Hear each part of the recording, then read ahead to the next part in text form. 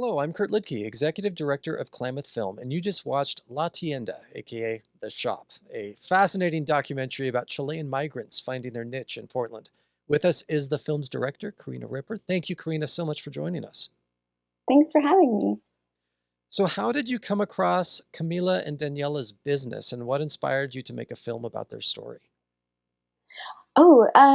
Yeah, I came across their work at there's this market that's held in Portland. It's called My People's Market, and it showcases a lot of BIPOC businesses. And so I went to that market, and I just saw, their prints and was just like immediately taken by them. I'm Mexican American, and so it was just I'd never seen anything like this before. It spoke directly to me, and I was just like, wow, I people need to see this work. People need to experience this because if you're Mexican American and just seeing bilingual artwork, it's just so much fun, and the way that they design it, the pop of all of it, it's super super fun. So yeah, it really spoke to me. Okay, cool. The old style printing presses, it's such a lost art, but there's a great beauty in both its history and the aesthetic that can't quite be intimidated or imitated no matter how good you are at Photoshop or doing computer graphics. There's just something about that digital versus analog argument, like MP3s versus vinyl records, or um, in filming this project, did you grow a greater appreciation for this style of artwork because it's so rarely done anymore? Kind of like for the same reason that so few filmmakers use actual film anymore. It's a real pain to actually go through this process, but the end product looks amazing. Yeah, I think I really fell in love with Daniela and Camila's philosophy, which was like the evidence of the hand or the hand done. They spoke to me about just like letterpress printing can sometimes be a little bit stuffy and not want to have like irregular letters or like misaligned.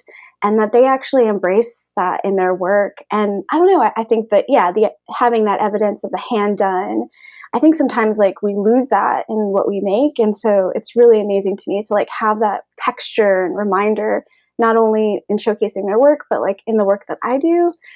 Certainly I can't always like shoot on film, but really embrace the digital Bolex to film this. Just a special camera that'll kind of give some of that texture for film in the video landscape. And then also our lenses utilizing some older primes. But yeah, it was, I love texture. It comes out in this film too, and you even do that within the film itself because you change the aspect ratio at times in the film. It jumps from a 4:3 box to a 16:9 widescreen, but that kind of I'm not sure if it was intentional or not, but it kind of coincides with the swapping between English and Spanish. That the bilingual aspect of the film also kind of has this visual two-tone vibe between the changing aspect ratios. Was that intentional in trying to present it swapping around to go side by side with the Spanish and English components of the film? I don't know that's really amazing. I hadn't really thought of it in that sort of sense as being intentional. I think there was just like a part of me that wanted to be able to like utilize all the tools in my toolbox. And like a lot of times when you see films, they're just in one aspect ratio. And I knew that for their work, because it's a lot of it is like vertical, the cards and the posters, that we wanted to use that more square aspect ratio. But then when I was showcasing larger pieces like the portraiture, I was like, I really want to be able to see them in their space wide. And so those were kind of with working with my amazing cinematographer Adolfo, we really kind of talked about that and made sure that those shots particularly were formed in the wide. But yeah, I think those particular shots were also shot in slow motion, which was another just kind of like we just really wanted to like highlight them a little bit more in their space. How long have they been in business doing this in Portland? So gosh, I'm not sure how long that they've been doing it. This last year was really tough on them. I know it's been a challenge through the pandemic to keep keep it up. I mean, I think that really just lit a fire. The project had, I had kind of like this like longer plan for the rollout, but as soon as the pandemic happened, I was just like, this needs to get done. The story needs to get out so that we can continue to promote their work, and people can hear about this and hopefully also just support the business. I ended up creating just a couple of little like videos for them to utilize in social media during that time to help promote. But yeah, I'm not sure how long, but they certainly have been at it with these skills for years. Well, you released this last summer, so right when we were starting to hit the peak and realities of, oh crap, this isn't going away anytime soon. Uh, we all know collectively how difficult it is to make a film just in general. And then you throw in all of these added complications and restrictions on top of that. It looked like you filmed this before we hit lockdown, but you released it in the summer. So I'm sure you were still editing and working on stuff. How did COVID complicate the whole process of getting this film out the door? Or did it change the course of the film? Yeah, I mean, I think that like it definitely changed the course. I had kind of a plan to do multiple episodes that kind of profiled a bunch of different businesses, but because filming had to be halted, I just ended up focusing on just a couple. And luckily during that time there were these kind of like small business grants that were coming out, so I was able to like utilize some of that to like get through finishing on the edit pretty quickly. And then I think we decided to release it, and I wasn't really sure how that was going to go. Normally my plan is just like festival run and then online release. And we actually did like an online release and then a festival run. And immediately, as soon as we put it up online, it got a Vimeo staff pick. So it was just like, whoa, this is resonating.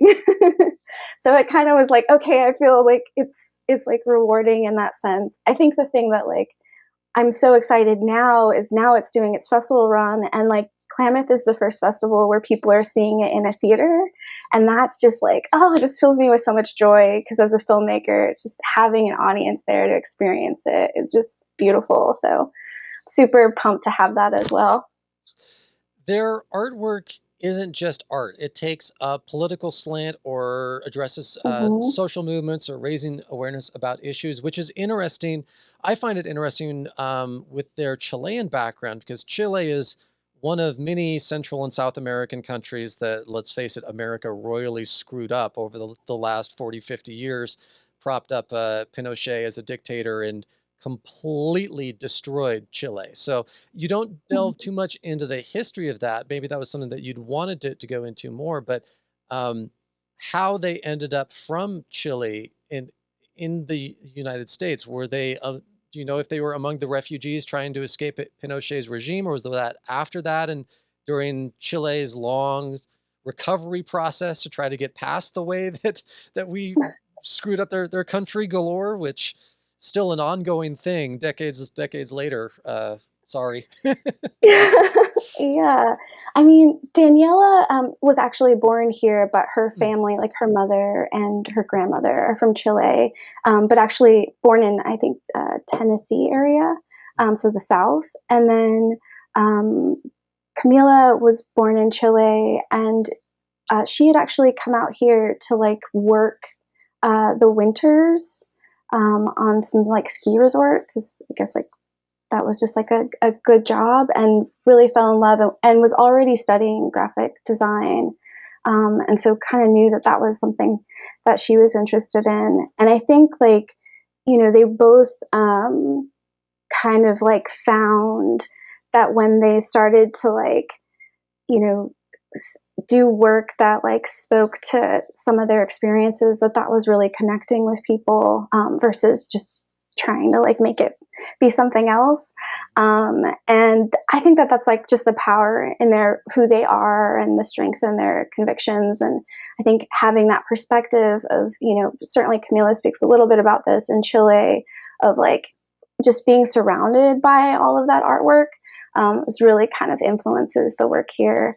Um, but yeah, I think, you know, I think for me, like a lot of times, like these stories for like Latinx people or Latino or Latina, is it's like oftentimes it wants to center on the trauma, and I really wanted it to feel like a joyful celebration of their work.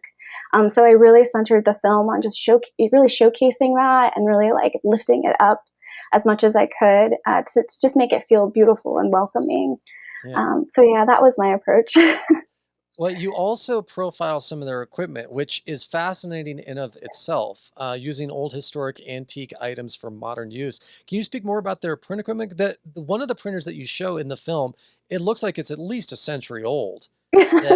That they're using to use some of this artwork, and it kind of gets back to the MP3 versus vinyl or physical film versus digital film argument of there's something that you get out of that old equipment that you can't replicate, hmm but it's gotta be, I mean, you could do Oh, that, or you could get like a nice, Xerox printer and do a whole lot faster work than for what they're sure. pumping out.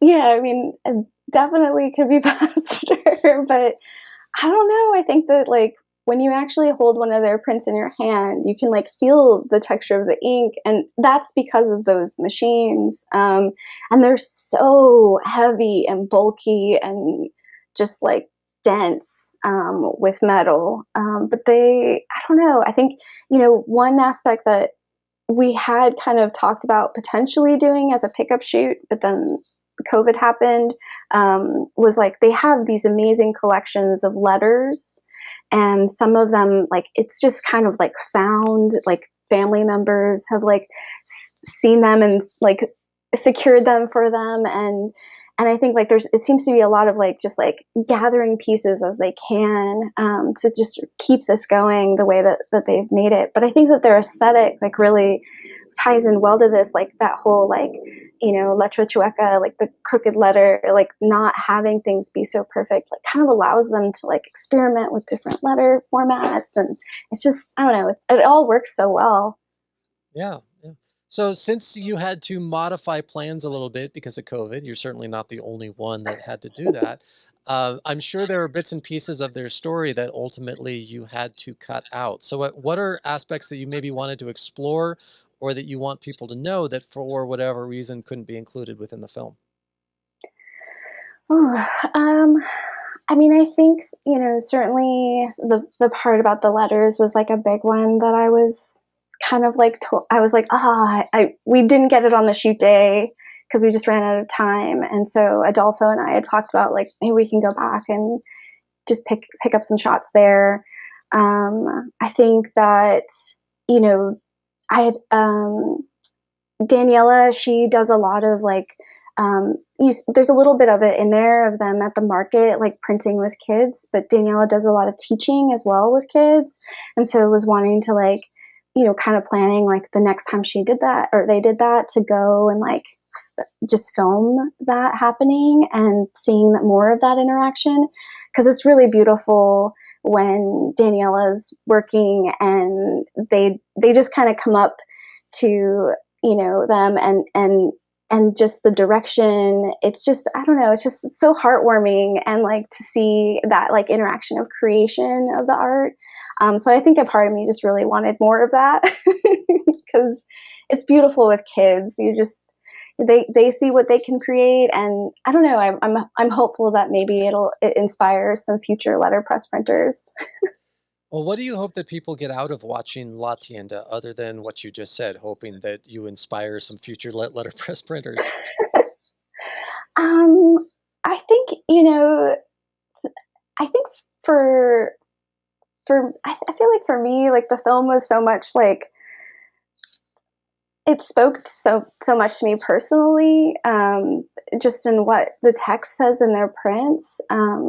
I don't know. I think I am a feminist, and so it did empower me a lot just seeing the words, and but also yeah, like I'm hopeful that for people that like they can just speak their own truths or like feel comfortable in who they are, and using different languages interchangeably, or feeling empowered by what they want to do, and also just like yeah, and also just in the artwork that they're creating, because I feel like for me as a filmmaker, I saw so much of myself in their story of like coming, you know, wanting to create art, but also like having it tie into their culture.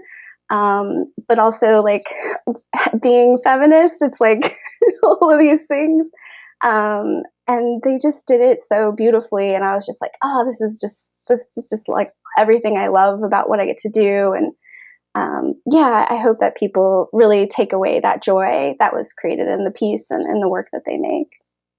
Well, thank you, Karina, for being a part of the Klamath Independent Film Festival this year. La Tienda will screen on Sunday, September 19th at 12:30 p.m. in our Northern Shorts category and available all week on demand. Thank you so much, Karina. Thank you.